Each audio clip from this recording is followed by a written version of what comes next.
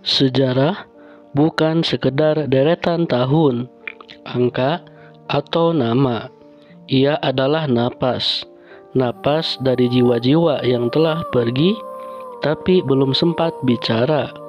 Di negeri ini, sejarah ditulis bukan oleh tangan-tangan kita sendiri, tapi oleh pena bangsa asing yang melihat kita dari atas kapal. Mereka menulis siapa kita dengan mata yang tidak mengenal cinta. Tapi, pernahkah kamu bertanya, apakah kita sungguh tahu siapa leluhur kita? Apakah kita tahu apa yang terjadi sebelum Majapahit, sebelum Sriwijaya? Dalam sunyi sejarah itu, ada satu nama yang berani bicara, satu nama yang mencoba mengembalikan wajah asli Nusantara. Dialah Pangeran Wangsakerta.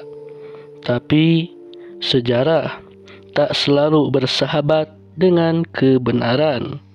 Bahkan ketika kebenaran itu datang dari darah kita sendiri.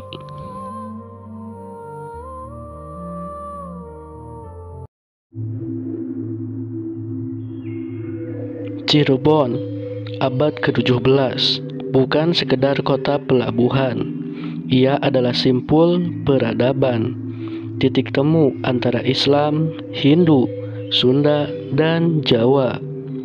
Dan dari sanalah lahir seorang pangeran yang lebih mencintai kitab daripada takhta. Pangeran Arya Karbon Wangsakerta. Ia tumbuh di lingkungan yang memuliakan ilmu. Ayahandanya, Sultan Sepuh I, membuka jalan bagi para ulama dan cendekia dari berbagai penjuru. Wangsakerta tidak sibuk dengan perang atau politik. Ia tenggelam dalam kitab, dalam lontar, dalam bisik-bisik leluhur yang mengalir dari para guru tua. Sejak remaja, ia mulai gelisah. Dalam setiap diskusi, dalam setiap tafsir, selalu ada ruang kosong dalam sejarah bangsa ini. Kenapa bisa begitu tahu tentang India dan Arab, tapi lupa pada nenek moyang sendiri? Kenapa sejarah kita dimulai hanya dari Majapahit? Maka ia mengambil keputusan yang akan mengubah segalanya. Ia bersumpah akan menulis ulang sejarah bangsanya, bukan dengan cinta, tapi dengan catatan, bukan dengan dongeng, tapi dengan kesaksian.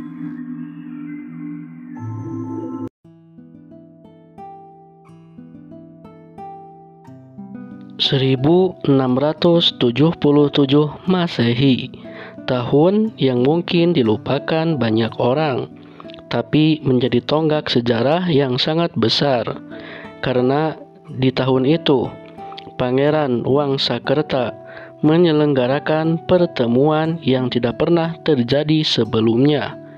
Ia mengundang ratusan pujangga, cendekia, dan ahli sejarah dari seluruh penjuru Nusantara. Mereka datang dari Bali, Bugis, Melayu, Bima, Ternate, bahkan wilayah yang hari ini disebut Kalimantan dan Sulawesi.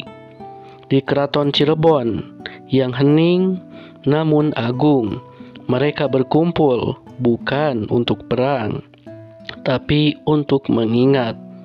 Mereka saling membagikan cerita, silsilah, dan catatan tua dari kerajaan mereka masing-masing.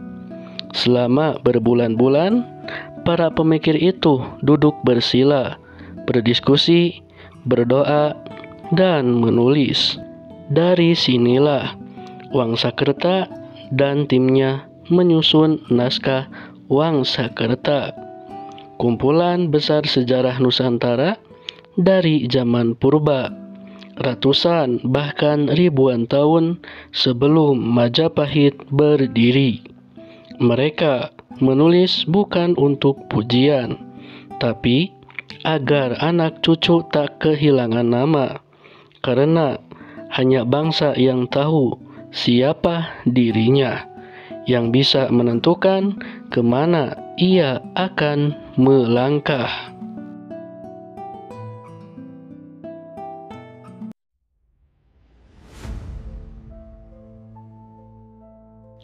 Apa isi naskah itu?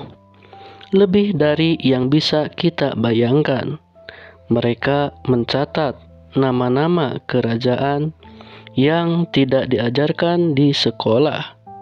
Salakanagara, Bedanggali, Pajajaran Purba, Hing, Baku Lapura, dan banyak lagi. Bahkan disebut bahwa bangsa-bangsa dari luar negeri telah menjalin hubungan dengan Nusantara jauh sebelum kedatangan VOC.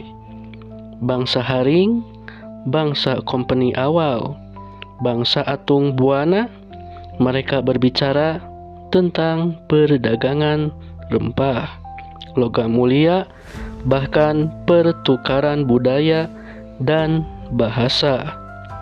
Wangsakerta tidak hanya menulis sejarah, ia menulis tentang jiwa dan tentang bangsa. Ia merancang silsilah leluhur yang bukan hanya menghubungkan raja saja, tapi mengikat darah rakyat. Ia menegaskan bahwa Nusantara adalah satu peradaban besar yang berdiri dengan keagungan, bukan dengan perbudakan. Ini bukanlah fiksi. Ini adalah rekaman ingatan kolektif yang terkubur dalam kesunyian.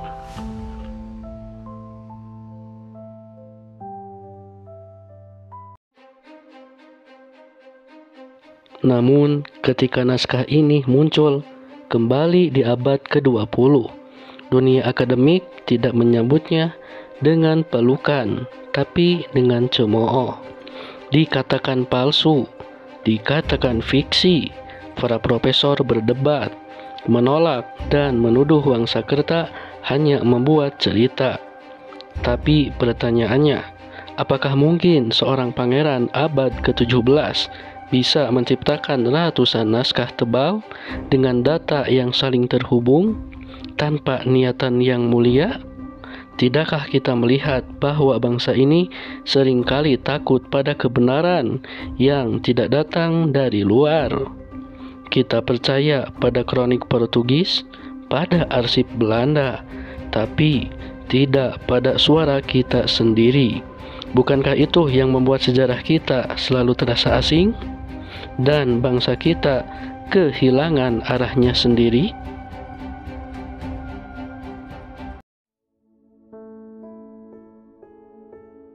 Kini, setelah ratusan tahun, suara Wangsakerta kembali dipanggil.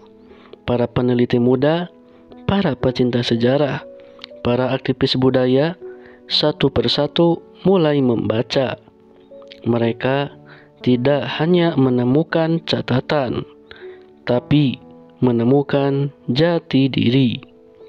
Mereka menyadari bahwa naskah ini adalah jembatan-jembatan antara masa lalu dan masa depan. Sebuah pengingat bahwa kita bukan bangsa pecundang, bukan bangsa pelupa. Kita adalah keturunan para raja, pujangga, dan pelaut hebat.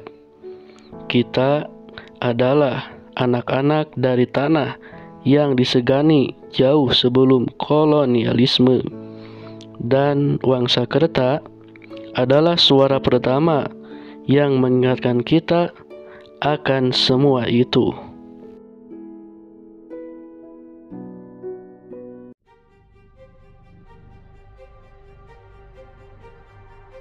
Di ujung semua ini hanya ada dua jalan. Kita bisa membuang naskah ini seperti pasir yang tertiup oleh waktu, atau kita bisa menggali, menggenggam, dan menjaga. Bukan karena naskah ini sempurna, tapi karena ia jujur. Bukan karena ia bebas dari kesalahan, tapi karena ia ditulis dengan cinta kepada bangsa.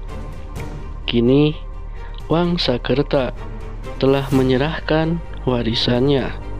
Tinggal kita yang menentukan apakah sejarah ini akan kembali tenggelam atau akan menyala. Seperti apa? Abadi di dalam dada setiap anak Nusantara.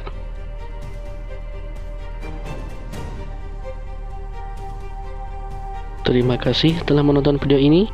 Jangan lupa like, subscribe, dan beri komentar bila kalian menyukai sejarah seperti ini. Terima kasih.